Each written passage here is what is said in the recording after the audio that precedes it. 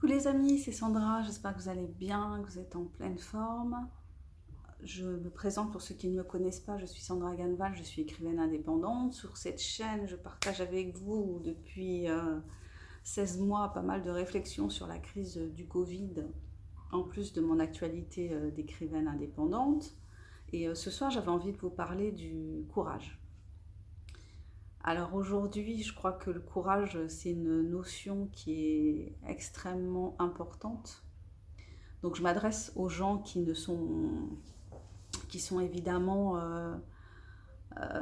qui ont pris du recul par rapport à la situation actuelle, qui ont compris qu'on était dans de la manipulation, dans de l'ingénierie sociale. Ça ne veut pas dire qu'on nie la maladie, mais qu'on est pleinement conscient qu'elle est devenue un outil de propagande, un outil de manipulation de masse.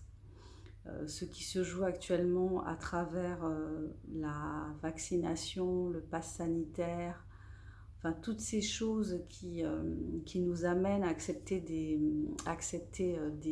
entraves à notre liberté qu'on n'aurait jamais acceptées auparavant.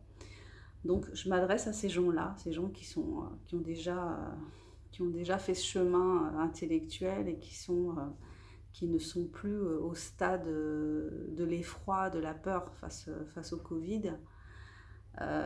Et je voulais vous parler de courage dans le sens où il me semble que c'est pas une notion qui est évidente à mettre en œuvre aujourd'hui pour beaucoup de personnes.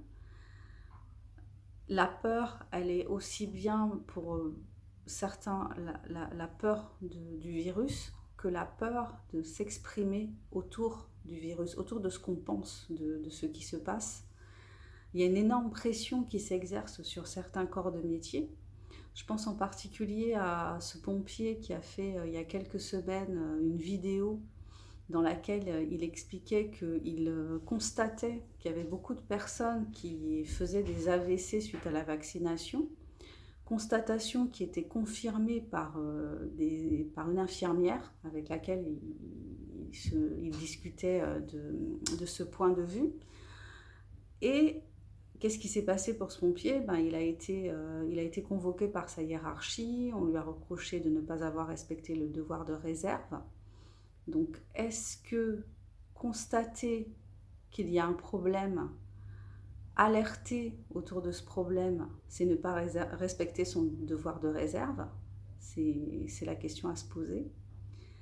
Est-ce que quand on nous demande de faire des choses avec lesquelles on n'est pas d'accord, quand on se retrouve à faire des choses, à être dans des situations qui nous mettent en contradiction, en conflit avec nos valeurs, avec notre morale, comment doit-on réagir? Est-ce qu'il faut rester dans ce qu'on peut appeler la bien-pensance ou le politiquement correct, ou ce qui ne va pas déranger, ce qui ne va pas nous mettre en difficulté par rapport à notre hiérarchie?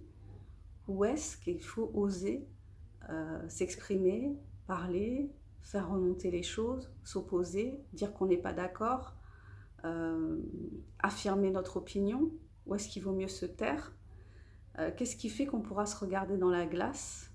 Qu'est-ce qui fait qu'on pourra être en cohérence avec soi-même? Je trouve qu'aujourd'hui, ce qui est le plus dérangeant dans la situation actuelle, en tout cas pour moi et pour les gens qui fonctionnent comme moi, c'est ce qu'on appelle la, la dissonance cognitive. C'est-à-dire que je vois constamment les incohérences de ce qui se passe. Ça me choque et je vois bien que plein de personnes ne sont pas choquées comme moi je peux l'être. Par exemple, quand je vois que les gens sont démasqués en terrasse et que les personnes qui sont assises donc en terrasse sont démasquées, celles qui marchent sont masquées, il y a quelque chose qui ne va pas. Mon cerveau il se dit mais qu'est-ce qui est en train de se passer là? Quand je vois que le 8 on était supposé conserver le masque à l'extérieur jusqu'au 1er juillet, et puis que du jour au lendemain, bah ça y est, on peut l'enlever à l'extérieur. Bah, qu'est-ce qui s'est passé entre le 8 et le 9? C'est pas logique, c'est pas cohérent. Enfin, cette imposition du masque à la base, elle est pas cohérente. Pourquoi masquer des personnes qui sont en bonne santé? Pourquoi empêcher des gens enfin, pourquoi obliger des gens qui n'en ont pas besoin à porter un masque à tel point qu'aujourd'hui où ce masque n'est plus obligatoire, bah, les gens continuent il y a plein de gens qui continuent à le porter parce qu'ils ont peur, parce qu'ils se disent qu'il faut qu'ils continuent à se protéger de quoi, je ne sais pas. Donc, pour en revenir au sujet, le fait d'avoir le courage de dire, quand on est professionnel, quand on est confronté à certaines choses, c'est vrai que c'est pas simple parce qu'on risque son poste. C'est pour ça qu'il y a tant de médecins qui se taisent, il y a tant de pompiers qui se taisent, il y a tant de personnes autres que les médecins, enfin d'autres personnes du corps médical qui se taisent.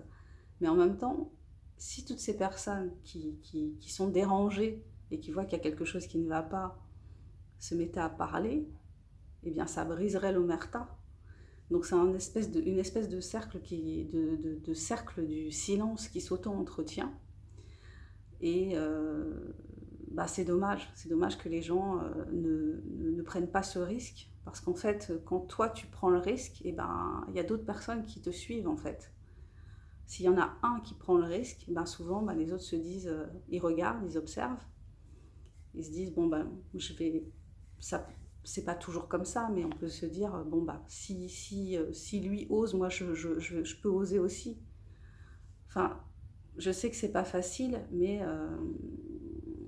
il faut avoir le courage de faire ça, parce que sinon on n'en sortira jamais. Si tous ceux qui voient qu'il y a des choses qui vont pas, que des vies sont en train d'être mises en danger, bah, qui constatent que oui, effectivement, ce qu'on est en train de vivre actuellement, ce qu'on nous impose actuellement, met la vie de certaines personnes en danger, bah, il faut le dire, il faut le dire.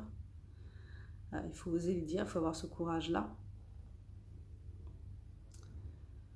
Voilà, bah écoutez, c'était cette idée-là que je voulais partager avec vous dans cette petite vidéo. Je vous souhaite beaucoup de courage. Je vous souhaite de ne pas vivre dans la peur, enfin même si la peur elle est toujours présente, mais de ne pas vous laisser dévorer par la peur. Je vous invite à découvrir mes écrits, puisque je suis écrivaine indépendante. Donc tous mes livres sont disponibles sur la plateforme d'Amazon, ou alors vous pouvez me contacter si vous êtes allergique à Amazon, n'hésitez pas à me contacter si vous voulez vous procurer un de mes livres. Je vous embrasse, je vous dis à bientôt pour la prochaine vidéo.